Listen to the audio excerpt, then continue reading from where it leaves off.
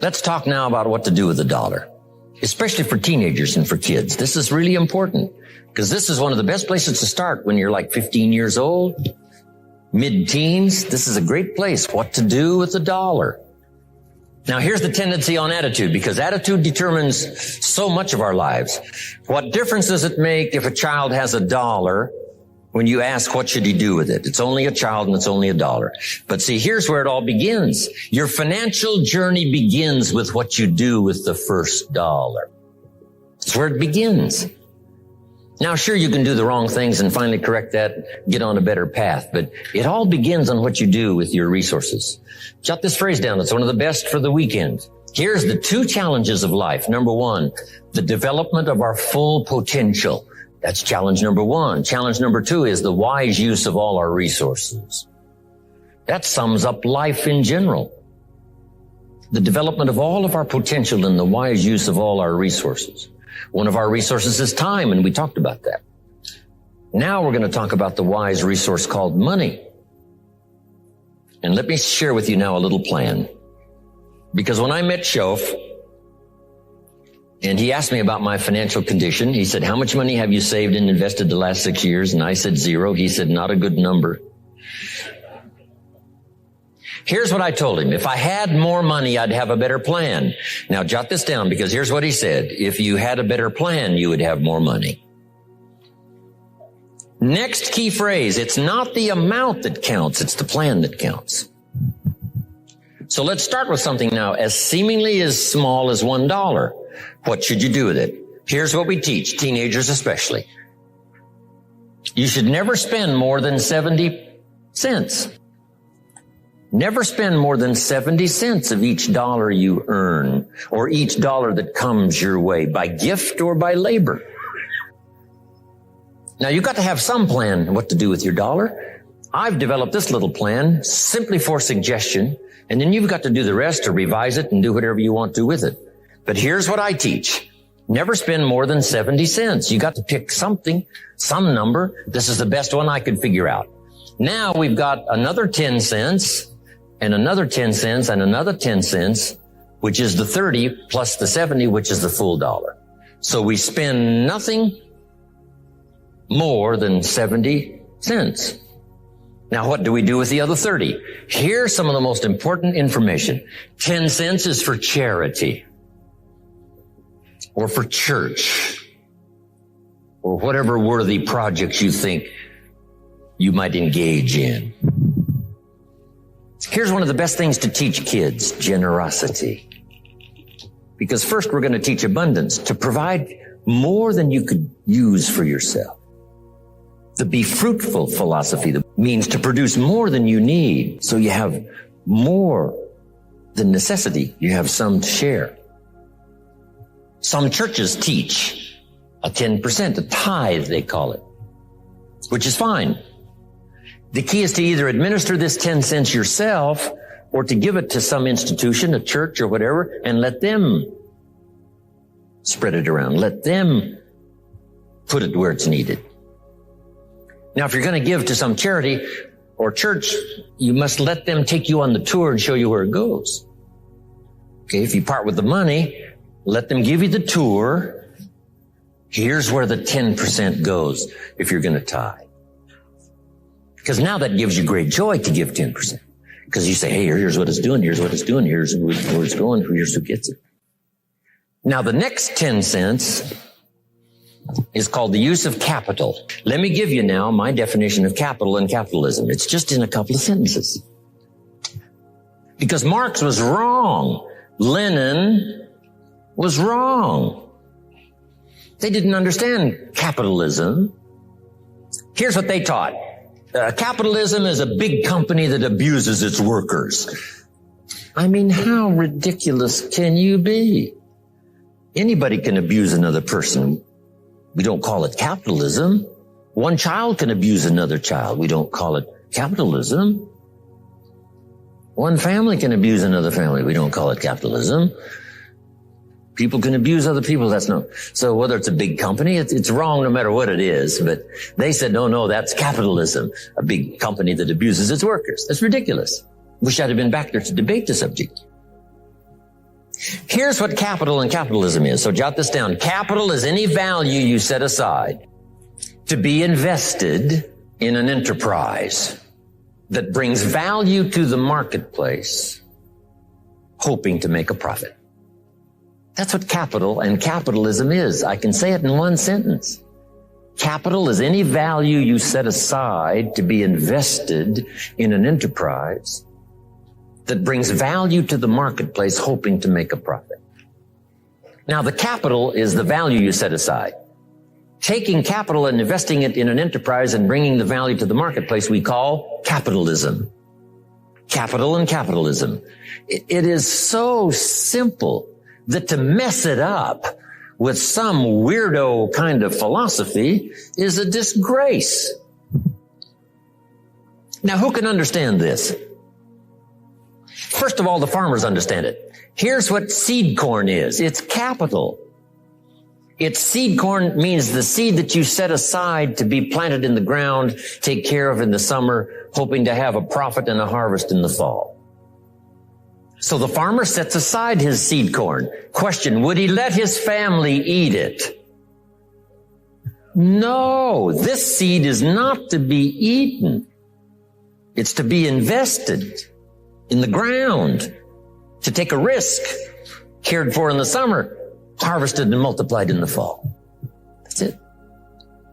Now, the same is true of some of your money. If you set aside, and I suggest, part of your capital should be set aside for an enterprise to show a profit. And we can teach kids the early fundamentals of capitalism. If a child buys a bottle of soap for $2 and sells it for $3, maybe he goes next door and says, Ms. Brown, I've got this soap. Mama uses it. It's really terrific. I need to make a little extra money. If you bought the soap, I could make a little extra money. It's only $3. And I'm here just next door. I take care of you when you run out. Pretty simple. Ms. Brown says, well, to be honest with you, I've got plenty of soap. Kid says, you better let me come in and check. Kids don't need sales courses. No. They don't need 13 closes. Now, Mrs. Brown said, okay, you got me. Here's my $3. I'll buy a bottle of soap. Now we must teach the child what to do with this $3. So jot this down. Here's what we say. You must now set aside the $2 that you first invested to buy another bottle of soap. He said, well, that's true. You can't spend the whole $3. You'd be out of business. Kids can understand this stuff. Some adults, you see, don't know that. So you can't spend the whole $3. You got to set aside $2 so you can buy another bottle of soap so you can sell it for $3 and make a profit of $1. Now, once the kid has $1 profit, now what should he do with the $1? This is the formula that I've come up with, what to do with that $1. Don't spend more than 70 cents, 10 cents for church or charity, 10 cents to invest back into your business so that someday you can buy more than one bottle and get it a little cheaper so that when you sell it, you make a little more money. I mean, kids, you don't have to be General Motors to understand the mechanics of capitalism. Now, guess what we call this little kid that's now engaged in this enterprise and is making a profit? We call him a capitalist. And the communists used to say, those no good capitalists. This little kid selling a bottle of soap, he's a capitalist. They didn't understand. And with their diabolical philosophy, capital belongs to the state, they wrecked every nation they touched. This is the key. So 10 cents to show a profit. Now here's the other 10 cents. It's 10 cents that you invest and let someone else use it. This is called active capital, where you actually engage in the enterprise that makes a profit. Now, another 10 cents is for passive capital, where you let someone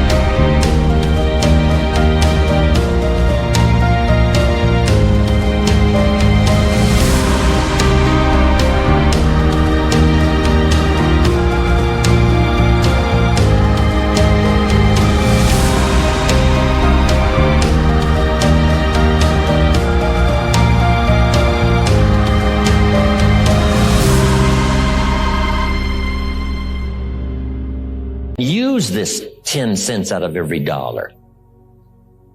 You put it in a bank that pays interest. They use it and they pay you for the use of this money. That's called passive capital. So we've got active capital and passive capital. Maybe you invest this in a stock eventually if you have enough money, and the stock pays you dividends. And also there may be an increase in the value of the stock. So this is the little formula I come up with. 70, 10, 10, and 10. It's very simple. And kids can figure it out. Kids can understand it. Enterprises that kids can be involved in starting early. Charlie said, right? Got his kids involved in enterprise, making a profit, showing a profit. Now, when you first start, if you're an adult now, you may be in such bad shape financially that you couldn't do the 70, 10, 10, and 10. If you're in real bad shape, you may have to do the 97, 1, 1, and 1. Because it may take this to pay your bills if you haven't had a good plan up until now. But jot this down now. It's not the amount that counts. It's the plan that counts. So let's say you were in such poor financial shape, you had to start 97, 1 for charity, 1%, another 1% for active capital, another 1% for passive. Now here's the key. To get these numbers starting up and get this number starting down. If you will actually do this, you can't believe how exciting it is to watch the numbers change. Remember what Shoaib said. If you will change what? Everything will change for you. If you start to change, I'm telling you, these numbers will start to change. And the first thing you know, these numbers keep going up, up, up, up, up, until finally you can get to the 70, 10, 10, and 10. Now, when you make a lot of money, these numbers all have to change again. You know, if you're making fortunes, you can't spend 70%. That would be obscene. I probably spend less than 10% of my income. So this number, this is where I had to start, 97, 1, 1, and 1, finally getting to 70, 10, 10, and 10. But now as time has passed for me and my fortunes have increased, this 70 has gone way down to 10. And now you can imagine if the 70 has gone clear down to 10, you can imagine now what these numbers will be. These numbers now off the scale. Here's what it is, a good plan to consider. So make this note. It's your life and it's your future and it's your economics. This is just a suggested plan. You can tear this one up and develop one of your own. I'm just here to stir the pot. I'm here to stir your mind, to get you to think. Okay. Now here's 2 or 3 more keys on financial independence. Here's number 1, keep strict accounts. Part of it is just for habit, and the other part is for self-esteem, and the other part is for future benefit. Keep strict accounts. It's just a good habit to have. It's like picking up the trash, not throwing the toothpick cellophane on the floor. It's just, it becomes the person you are. Keep good accounts. Here's the next one. Pay your taxes. I finally became a happy taxpayer. Here's what paying taxes does. Feeds the goose that lays the golden eggs called American opportunity.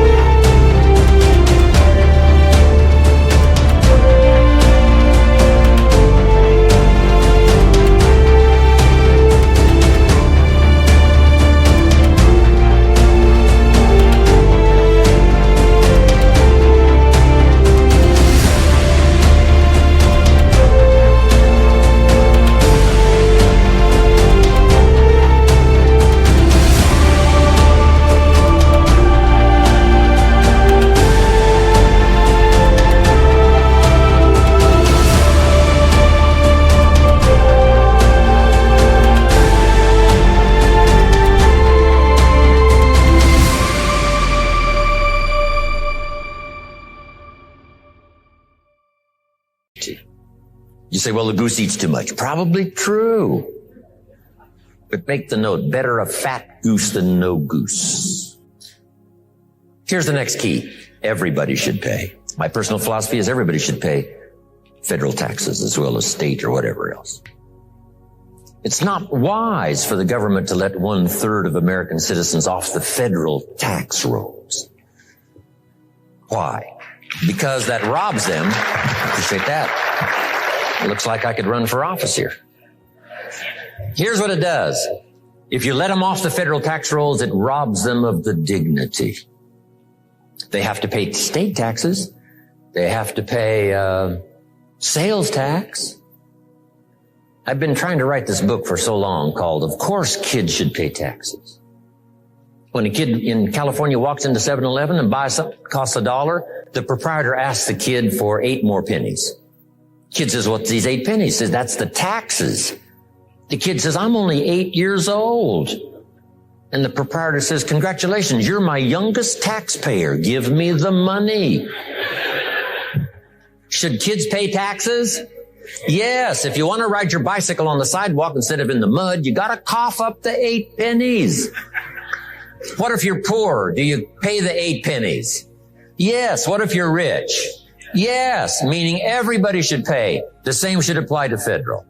I don't care if it's $10 a year. I don't care if it's only $100 a year. As poor as you might be, you've got to say, no matter how poor I am at the moment, I will make my contribution. That's the key.